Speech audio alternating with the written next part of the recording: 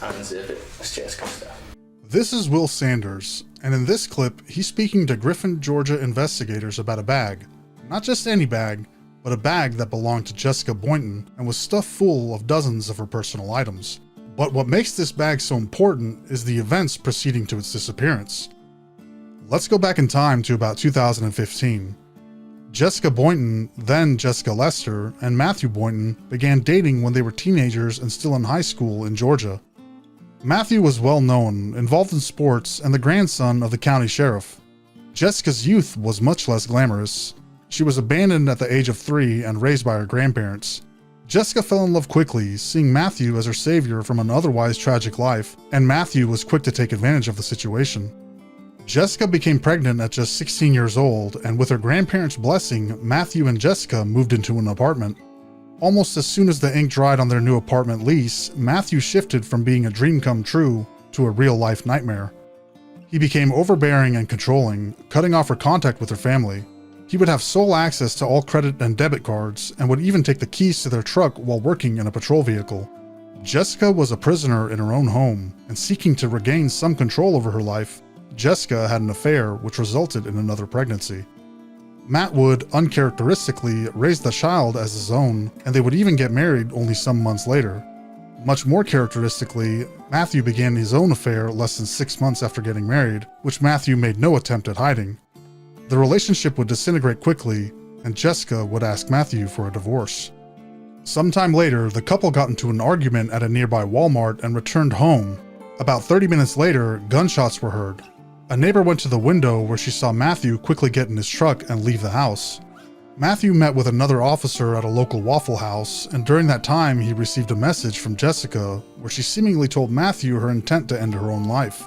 Matthew sent a text to his mistress and then called for emergency services while rushing home. Jessica was found in a closet with multiple gunshot wounds to her head. The event was first labeled as suicide, but defying all odds, Jessica miraculously survived. There was a short investigation filled to the brim with inconsistencies and obvious cover-ups, which would ultimately result in Matthew walking away from the incident scot-free, and with Jessica losing custody of her children. The case seemed to be closed, and life moved on, except that Matthew would get involved with another woman sometime later who discovered a bag of Jessica's belongings. The exact same belongings that Matthew said he was no longer in possession of in a sworn statement. Griffin investigators needed to speak to Matthew again. The house of cards that had been built over the years were coming down now. This is the interrogation of Matthew Boynton.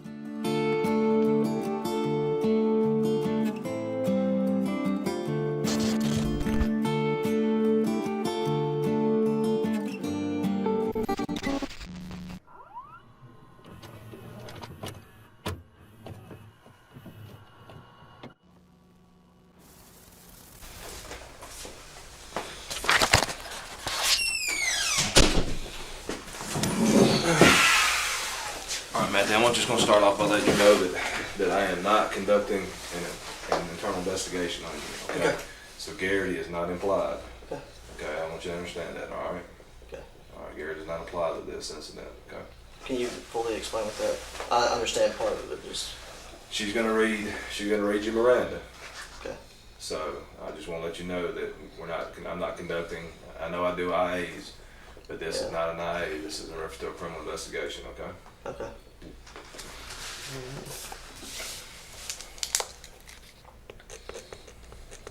What's that in reference to? It's in reference to, you remember the statement you wrote me about Jessica saying you took items from the house? Yeah, that computer. Yeah. That's what it's going to be in reference to. Okay. Nepotism is the practice among those with power or influence of favoring relatives or friends, especially by giving them jobs. Nepotism runs deep within the Griffin Police Department. The detective starts out immediately by letting Boynton know that this is not related to any internal affair or IA investigation.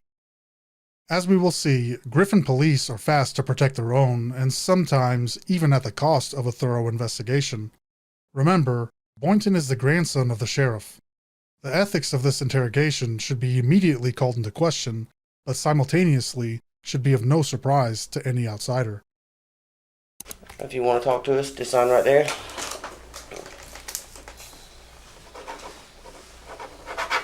All right. So Jessica came in, she filed a report. Okay. I talked to you about it. You wrote a statement saying you didn't have any of her items. Right. The report specifically said her retainer and stuff like that, her clothes. Okay.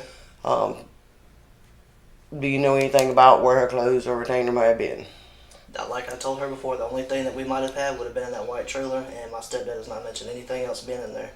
And we gave everything back that we had, because she had put some stuff in like it's like a little foot chase thing. You open it up, it's got 2 little boxes. I think we used to use it for like diapers and stuff now, but I mean, everything that she had that I knew of was gone. I got rid of everything I knew of. Get rid of a house, so. To either give back to her or her family came back and got it. You know, like she had a big kitchen table and some other stuff that her Aunt Kathy and Uncle Tim had come and got. Just different. I think my stepdad actually took a whole bunch of stuff over to her grandparents' house at 2464 East Milner in Pike, which is like right by my parents' house. Okay. So when did you move to LeMay Road? That would be sometime in March. March. Through the course of that move, did you find anything that belonged to her at that point? No, because if I would have, I would have turned it over to her, because I had no need to keep her stuff. Before this interview took place, Will Sanders had already given the police the answers that they needed. Remember, Sanders turned in Jessica's belongings, which were found by Matthew's current girlfriend in his own storage area. Investigators asked Boynton about her computer and some other items. Boynton sticks to his story that he never had them. He digs his heels into his lie and goes all in. The only thing I had at that point was that computer, and me and you had talked about that and gave it back to her, because she could later and talk to Bird. Okay. So,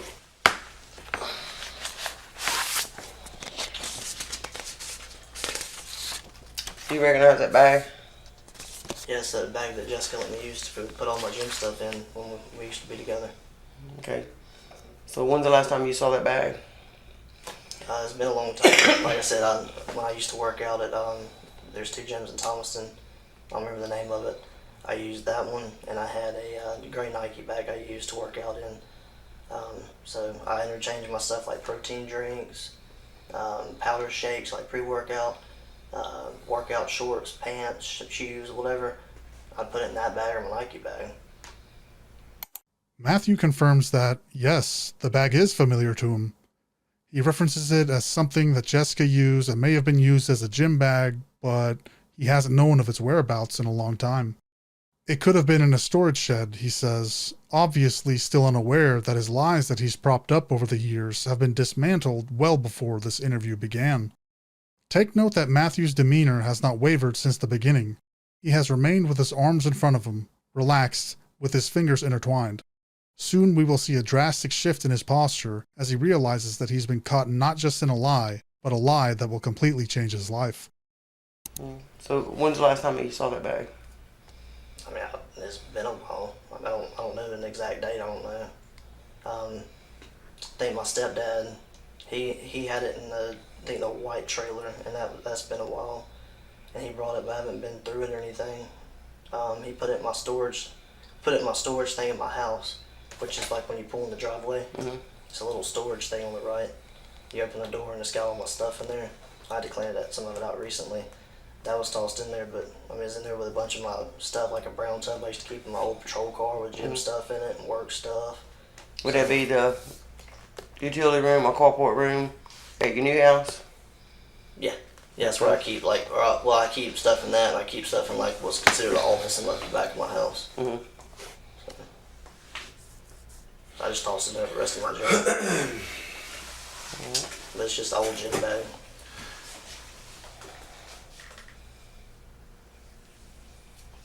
All right, Matthew.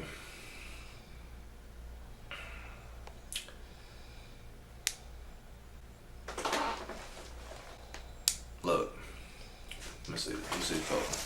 Let me see the phone.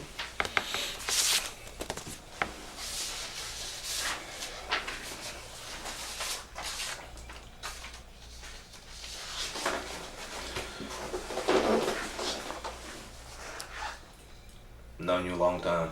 Yes, sir. This bag, you saw it moving. when you moved from your apartment to the main road?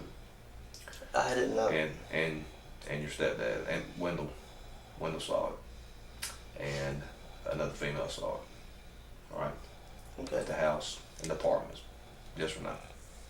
When you moved from the apartment. When I moved, like I said, I had all my stuff in the white trailer. Matthew, and I don't, that's not what I'm asking you.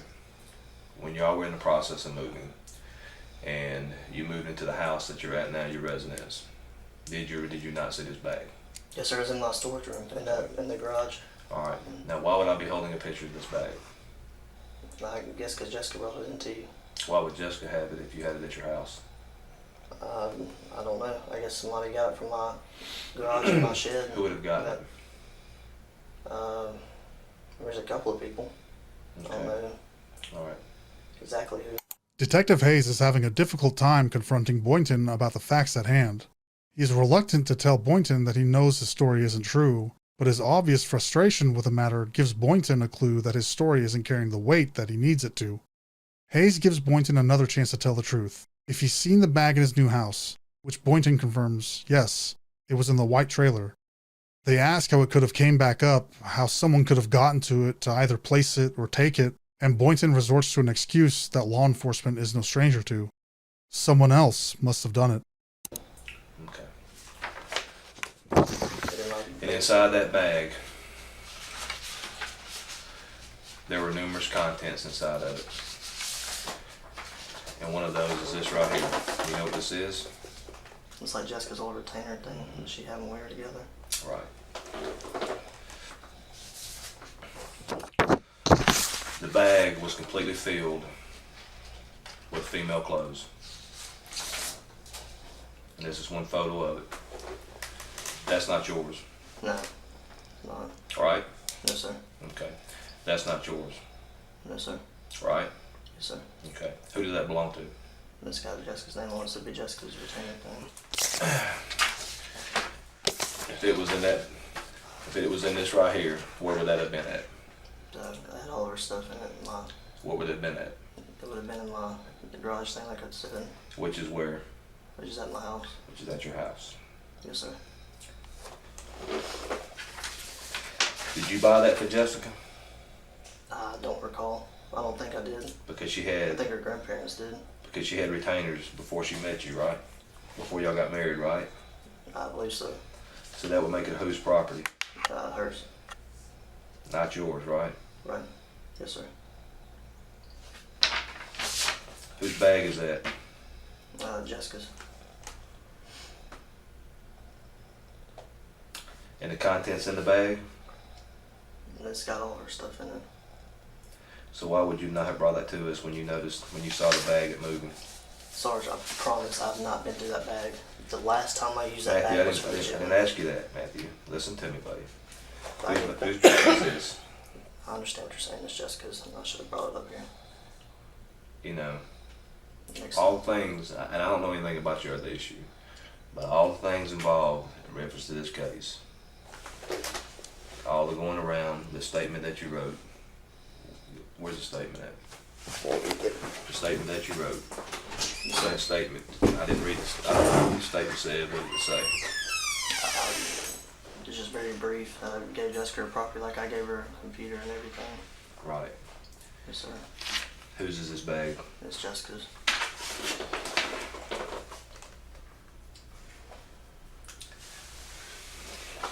I didn't think about it because I used it as a gym bag and she let me use it.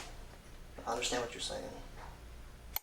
Detective Hayes points out that, per Matthew's own words, it was a bag that, as far as Matthew can recall, was relegated to gym duty. But if it was a gym bag that Matthew used, there was no way that the bag would be filled with Jessica's personal items and clothing.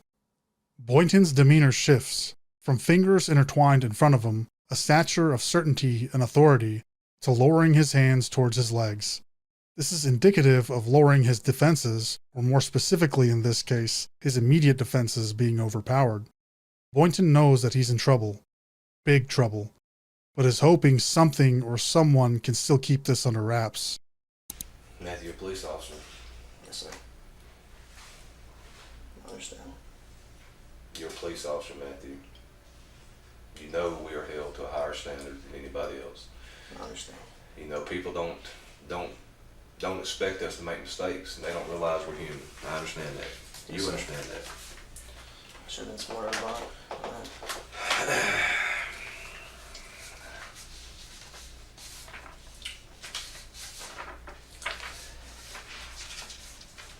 You work out a lot, don't you? You stay in shape. Try You're in to. good shape, right? Try to. You have 2 bags that you swap your stuff in between, right? Yeah, I don't have the other one anymore. So this would have been your only gym bag. So how would you not know the contents of the bag? If this was your gym bag, man. I have no excuse.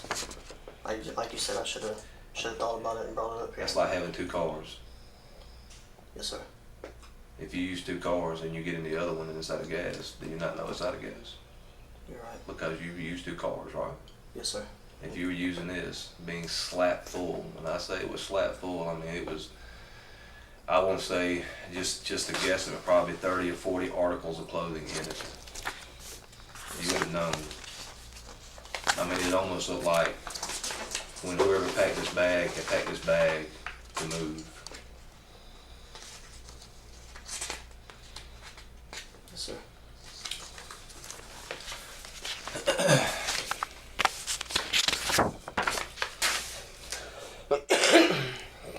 This says Matthew Boynton, January the 9th, 2017. I was advised to complete a statement on previous date by Lieutenant Yancey. Jessica Lester Boynton's property was already previously returned to her by my stepdad, Charles McDaniel Jr. Shortly after Jessica got out of this hospital, the dining room table, along with other items, were picked up by Kathy Zellner for Jessica. The remaining items, such as Hope Chest clothing and other miscellaneous items, returned to Jessica. I did not have any other items of Jessica's. This is Matthew Boynton. Is that your statement? Yes, sir.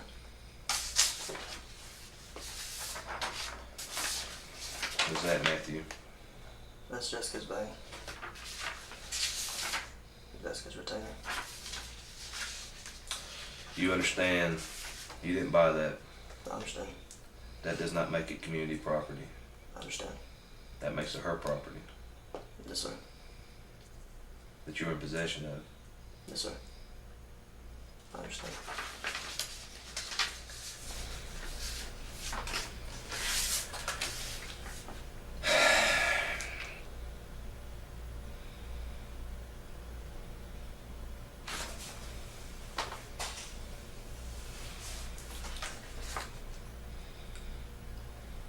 The bag was turned into us. We have possession of the bag.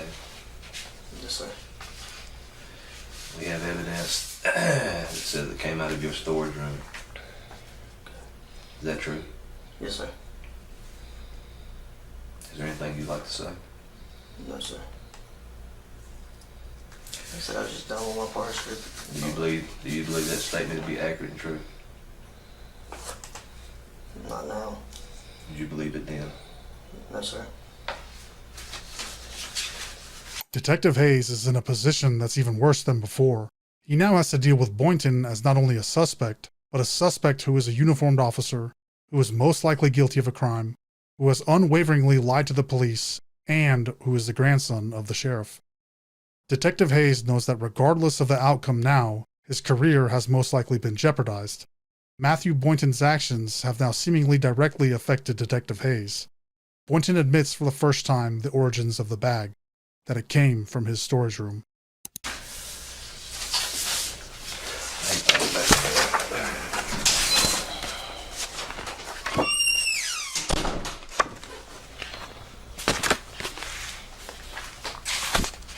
You need water or something, Matthew? You sure? Yes, sir. I got some right here. Thank you. All right. I'll be right back.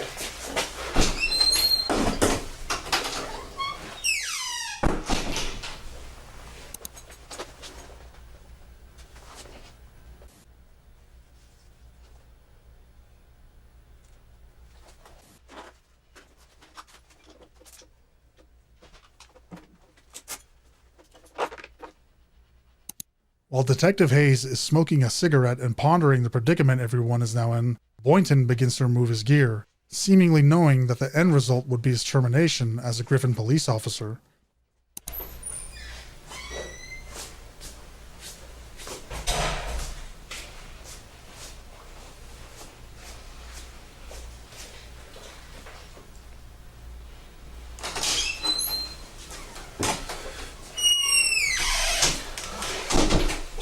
go smoke a cigarette. You're good. Matthew, man, I'm walking around outside. Why would you say you didn't have the damn bag when you had it? You know you can't give a sworn statement and lie on it. I know, Sarge. Why would you do that, Matthew?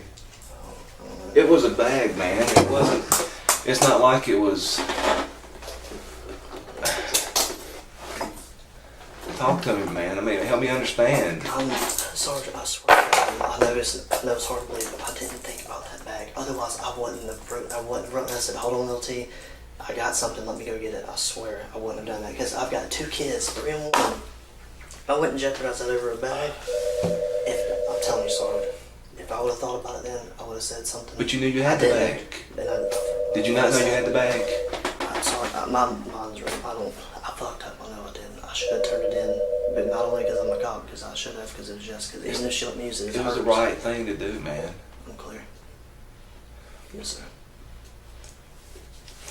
Hayes returns confused and angry, with a whirlwind of thoughts and emotions. He demands to know why Boynton would lie about something so trivial like a bag. Why would Boynton make sworn statements about something so inconsequential in the grand scheme of things? Matthew tries to claim that it's all a misunderstanding. Of course it must be a misunderstanding, because why would he lie? He has children and another on the way. It would make no sense to lie. Later interviews with Boynton's girlfriend would reveal that she had pointed out the bag several times, and that Boynton thought the entire situation was nothing more than a joke, even going so far as to make light about the shooting.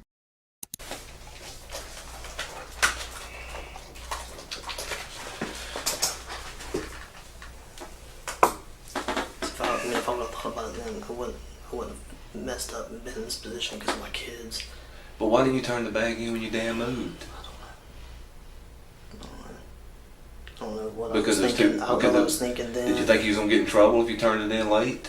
I guess. I don't know what I was going through in my mind. What do you think should happen now?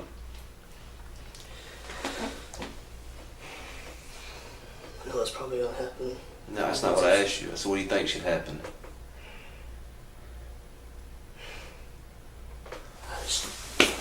Where's my kids, man? My kids are fucking daddy's boys, man. If I would have thought about it, I would have done it. Of all the stuff that you see about you, you know if you were in possession of something that belonged to her, you know you could have brought it to me. You know I'm going to do the right thing. You know I have to do the right thing. I would have took care of it. I would have gotten the bag back to her. But when you knew you had the bag and you didn't do anything about it, man, you put me in a situation where I don't have any other choice. I'm clear. I'm clear. In between sobs, Boynton removes the rest of his gear, placing it on the table. He says that he has been afraid every day of coming into work and having something come to light. He whimpers, saying that this is going to have an effect on his children. Hayes says something which is reminiscent of the nepotism that we've discussed, that if he would have came to him with the bag and the information, he could have made it all go away, or at least framed it in a way to where it would go away. If Boynton would have taken some responsibility and tried to close that chapter, maybe, just maybe, Hayes could have helped him with a way out. But he didn't, and now Hayes and the rest of the department has been forced into a corner. There's no excuse for it. Here. I know it's got that on there.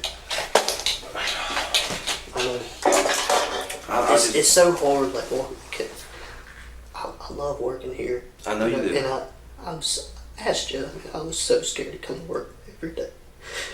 Why? Because every time I did, it was always 11:79 or 10:22 to 42 come up here. I mean, it's always something. I don't know, maybe I thought if I brought it up here, I was going to get fired and whatever, man. I don't know. I'm so young and stupid. But Matthew, you know doing the right thing regardless, it doesn't matter. If you do the right thing, you can live with yourself. 9 times out of 10, I do. I mean, that's the way I was raised. But you know that. You know that you have to do the right thing. And when you found, even if you found the bag, you should have said, hey LT, hey SAR, hey whoever, I got something, man. Stop for a minute and talk to me. don't know what I was thinking then. I don't know if it's because I was scared. I mean, I told you, I come to work every day scared now. There's no excuse. I'm not trying to make one for myself.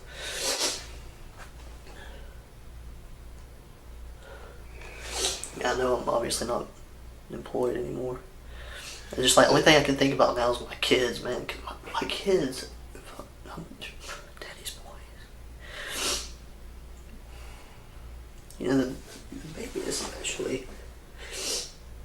I took him in like he's my own. And I'm not setting a good example right now. I always try to show my kids what's right. But you know, when you swear an oath, we swear that we're going to uphold the law, Yes, sir. regardless. And you know you can't lie. You can't lie in an investigation. You know that. I don't know what I was thinking. Like I said, I don't know if I was scared or what. I don't know what was going through my mind then. Does that make it right? No, it doesn't. I know that. And I know this is everything I've ever worked for, like out the door. My main concern is my kids, man, because I've got primary custody over them, and this is gonna set me back if I get locked up for this. I'm gonna go down and see them every other weekend. She's not gonna take care of them like she's supposed to. Like, she's supposed to put them on her insurance. I had to do that. But Matthew, if you did I know. what you were supposed to do, we would not be here in this situation. You think I want to be here? No, sir. I would rather be anywhere else than be here. Clear. But if you had done what you were supposed to do, we would not even have to be having this conversation. You would have to worry about it.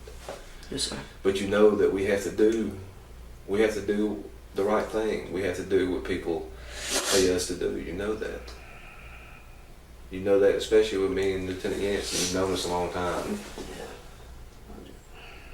I don't want to lose the primary custody of my kids. Like, I know, I mean, no matter where I go now, I'm not really going to get a good job now, but like the main focus is my kids, man. Life is not over with.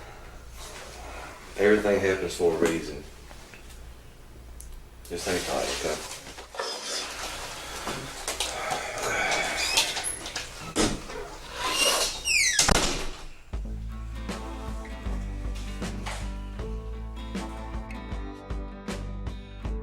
Even in Matthew's final moments as a Griffin police officer, he's given freedoms that no other suspect would.